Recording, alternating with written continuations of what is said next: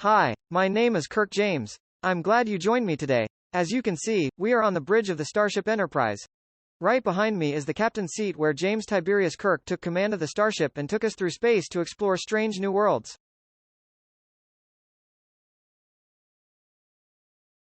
As you can see, we are outside the USS Enterprise.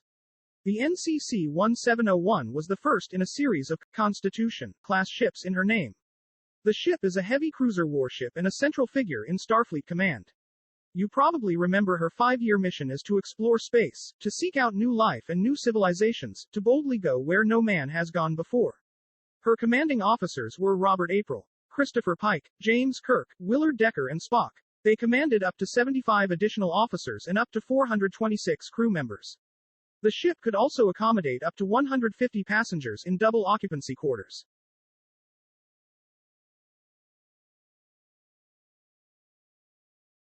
We have arrived on the ship's main transport inside the ship. This is the turbo lift.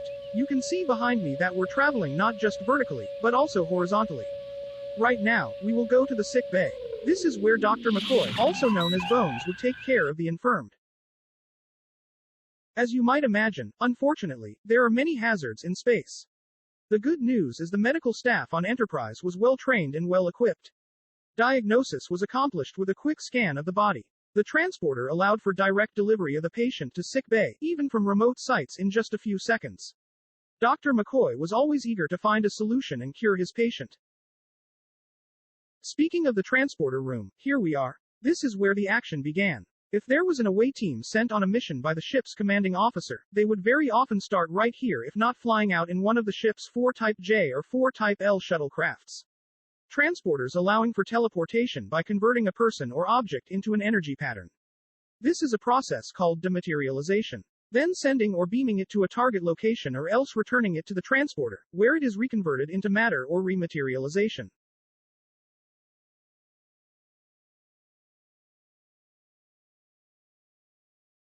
Of course, it is not always necessary to travel by transporter or shuttle. You could get around the ship the old-fashioned way, by walking. Hallways like this one take you throughout the ship. Deck identification methods have varied over the years, employing both alphabetical and numerical systems. While there is no strict rule as to which is used, starship designers seem to employ the guideline that if there are more than 26 decks, then a numerical system is employed.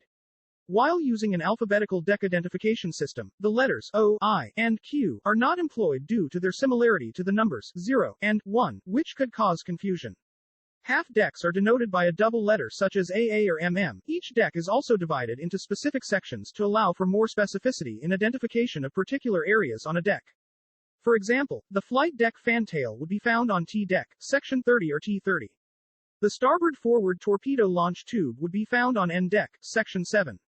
Or N7. This is a section of engineering. It's the place where Chief Engineer Montgomery Scott and his team ran the ship's warp engines and maintained systems operations. Scott was often referred to as Scotty by his shipmates. With his reputation as a miracle worker, he was a man of superior technical and engineering skill, experience, and ingenuity. His duties also included maintenance and operation of the Enterprise's transporter systems. Scott also served as the ship's second officer, and often assumed command when both Kirk and Spock left the ship, or they both were incapacitated. When ordered by the captain to take on extreme challenges during an emergency, Scotty would often be heard to reply, "I'm an engineer, not a miracle worker."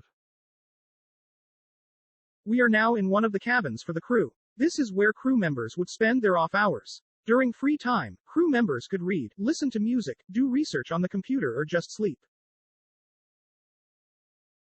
If a crew member decided they want to socialize, they would come to one of many facilities provided on the ship, including the library, the cafeteria, or a quiet place to play a game with a fellow crew member such as this.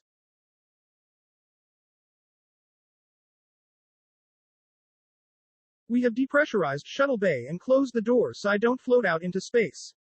There was a lot of work to be done outside the ship. Often, to get to their nearby destinations, an away team would employ one of the 8F-class Galileo shuttles found on the Enterprise. You might recall meetings of the officers or reception of Starfleet representatives and sometimes alien species. Those meetings all took place here. Although, it appears the most recent event in this conference room was a little time for some fun. Well, here we are, back on the bridge. This is where most of the action took place. You would find several of the command officers on the bridge. Behind me on your left is the helm. To the right of that chair is the astrogator. Directly behind me is the station for navigation and the operations position.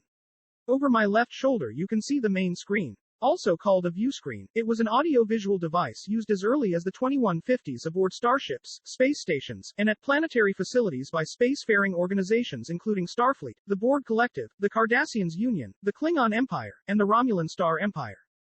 In addition to communications, these devices were used to display various types of images from sensor data and communication signals. It was also the main view of the ship's surroundings, including approaching ships or asteroids and other space debris. Other command positions often represented on the bridge along with the captain were communications officer, chief engineer, weapons and defense officer, security officer and of course science officer and second in command, Spock, who sat right in front of me, here. Occasionally, you might find a visiting admiral from Starfleet. In addition, even though there is no medical station here, Dr. McCoy would frequently visit the bridge. The chain of command was as follows: Captain James T. Kirk, ship's captain. Lieutenant Commander Spock, first officer, science officer. Lieutenant Hikaru Sulu, helmsman, navigation officer. Lieutenant Nyota Uhura, communications officer. Ensign Pavel Chekhov, helmsman, weapons officer. So, that's the tour. I hope you enjoyed our visit on the Starship Enterprise, brought to you by Ken's Corner.